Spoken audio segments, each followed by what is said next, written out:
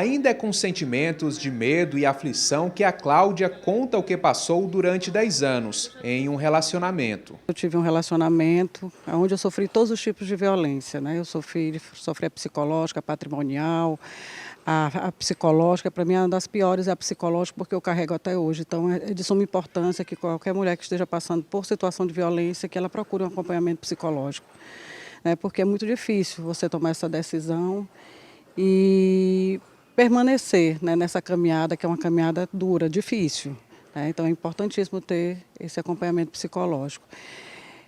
No ano de 2009 eu fiz meu primeiro boletim de ocorrência, mas nessa época não virava inquérito. Eu voltei, né, acreditando em novas oportunidades, uma nova vida, né? Só que não houve mudança.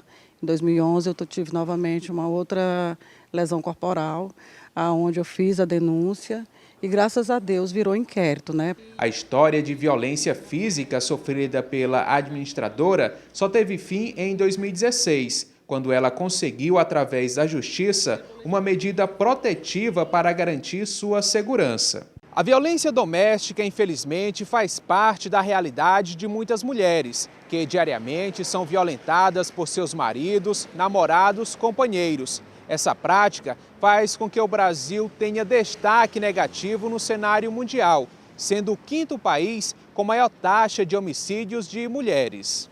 Para tentar mudar essa realidade, algumas medidas passaram a ser trabalhadas para coibir práticas de violência feminina. No Piauí, a Polícia Militar desenvolve há 2 anos o projeto Patrulha Maria da Penha, que oferece atendimento a mulheres através de proteção policial. No primeiro semestre, de 2022, nós acompanhamos 243 mulheres. Dessas 243, hoje permanecem ativas 177, ou seja, elas ainda continuam recebendo a visita da patrulha. As restantes 66, esses processos foram descontinuados, as visitas, porque não oferecem mais risco para essa mulher. Então, as visitas da patrulha, elas só cessam, só são encerradas quando não há mais risco do agressor violentar, fazer qualquer coisa contra essa mulher. Tem o 190 também, em que a viatura diária, que é a viatura mais próxima da residência, ela vai ser deslocada para fazer esse atendimento. E é de extrema importância essa denúncia, que essa denúncia seja feita.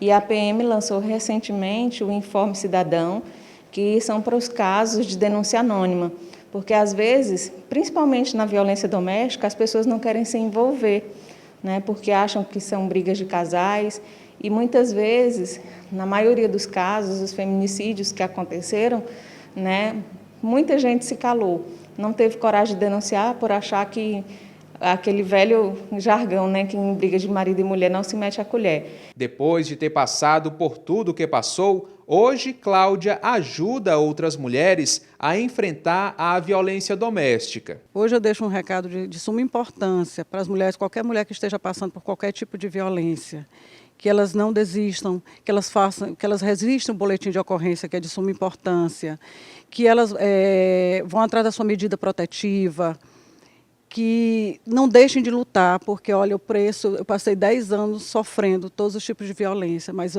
o preço da minha liberdade, hoje eu ser dona da minha própria vida, não tem preço. Lucineide, nunca houve tanto feminicídio como agora. Como é que você avalia esse quadro? Olha, no mínimo preocupante, não é? Tanto do ponto de vista pessoal, como também do ponto de vista das nossas relações familiares, sociais. Figurativamente, a gente até poderia dizer que nós estamos vivendo uma situação de guerra, né? Que fala também da falência dessa civilização, desse modelo civilizatório, né? Em que parece que avançamos tanto em relação a determinadas coisas, mas em relação a outras, parece que a gente volta ao que se chama de primitivismo. Porque como é que estamos agora? Nós estamos numa situação em que as violências campeiam em todos os lugares, que se tem arsenais de guerra para utilizar, né? A gente está vendo aí a situação de aumento do armamento, da concessão para uso das armas, e isso casa muito fortemente com um modo de educação da sociedade, que é para que as pessoas estejam o tempo inteiro tentando subjugar umas às outras, mas não são quaisquer pessoas, né? São pessoas demarcadas para determinadas coisas. Por exemplo, na relação homem e mulher, é o homem que deve dominar sempre, né? Na relação entre pessoas pretas e não pretas, é quem é não preto que deve dominar. Na relação entre jovens e velhos, são os velhos ou os com mais idade que devem dominar. Então, essa é uma civilização falida, a gente pode dizer, né? E em relação às mulheres, isso se sobressai demais. Por quê? Porque são as mulheres que têm a responsabilidade, eu diria assim, de reproduzir a sociedade. Como nós mulheres estamos agora nos colocando na contraposição desse modelo de reprodução, não é? Vem uma onda de violência muito forte contra nós. Então, eu diria que nós estamos vivendo as consequências de teimarmos em construir um processo emancipatório para nós, para as nossas filhas, para a sociedade. A Lei Maria da Penha está completando 16 anos. Diga para a gente o que avançou e o que está faltando na aplicabilidade da lei. Olha, Norma, eu diria que o principal avanço que a gente pode contar é o de termos colocado a questão de gênero e, mais especificamente, a questão da mulher, o feminismo na pauta. Atualmente não tem nenhum plano governamental ou desses de proteção, seja de direitos, seja das pessoas, que desconsidere os atravessamentos de gêneros, que desconsidere que as mulheres se constituem sujeitas, não é, determinantes nos processos sociais, de modo geral, mas também nos processos econômicos, nos processos culturais. Então, eu digo que esse é o principal avanço. Mas nós temos também muitas dificuldades para enfrentar, né? Eu diria que uma das principais dificuldades é o fato de, apesar desse lugar na pauta, nós ainda não estamos num lugar de prioridade.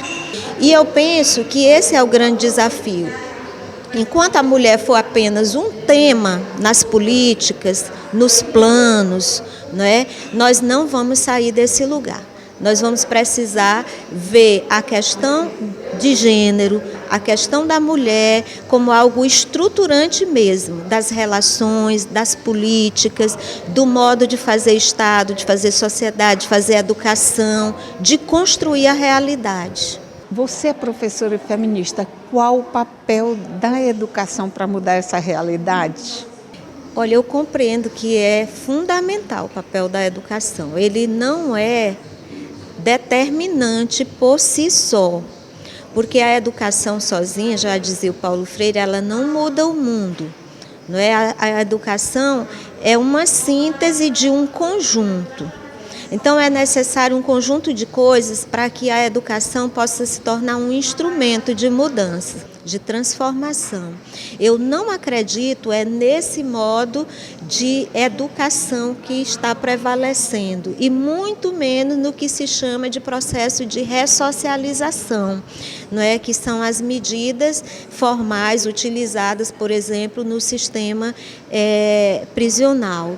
Esse modelo ele está falido, ele já demonstrou que não funciona, porque ele sozinho não vai resolver. É preciso, como a gente dizia, essa rede que chegue em todos os espaços, inclusive para que quando os homens se deparem com essa situação de encarceramento, eles possam compreender que eles podem mudar, porque ao sair tem uma realidade diferenciada para eles enfrentarem. Não é aquela realidade que, mais uma vez, vai obrigá-los a terem, como diz a Rita Segato, o mandato de masculinidade. Porque o que ela diz é que os homens, eles também sofrem as violências, a violência doméstica inclusive, porque eles têm que manter-se num mandato de masculinidade, tem que ser duro o tempo inteiro, né? Não pode chorar. Isso é dito para as crianças e é dito para os homens adultos, em todos os lugares.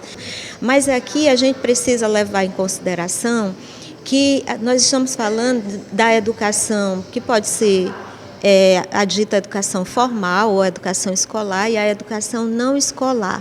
Mas a educação escolar ela é cada vez mais determinante porque nós estamos numa sociedade que todas as pessoas precisam passar pela escola. É uma obrigação que, se não for cumprida, as pessoas podem implicar em pagamento de pena, não é? No caso a família, se não colocar as crianças na escola. E nesse sentido, é muito importante que a escola compreenda essa realidade, essa responsabilidade. Compreenda como? No currículo.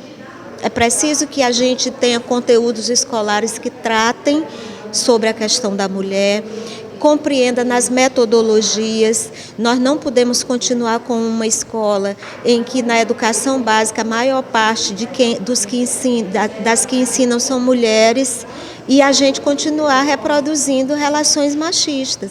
É preciso que os cursos de formação de professoras, por exemplo, reconheçam o lugar diferenciado das mulheres no processo de educação. E eu penso que, se isso acontecer, nós vamos conseguir alcançar os espaços da educação não escolar. As crianças vão poder ensinar as suas mães e os seus pais, não é? E a escola vai se tornar esse instrumento na sociedade a dizer qual é o lugar das mulheres e a dizer também que não é mais possível a gente conviver com essa situação de guerra, não é? Que são as violências contra as mulheres. Então, precisamos sim celebrar a Lei Maria da Penha. Mas é preciso não esquecer em momento nenhum que a lei ainda não é cumprida na sua integralidade.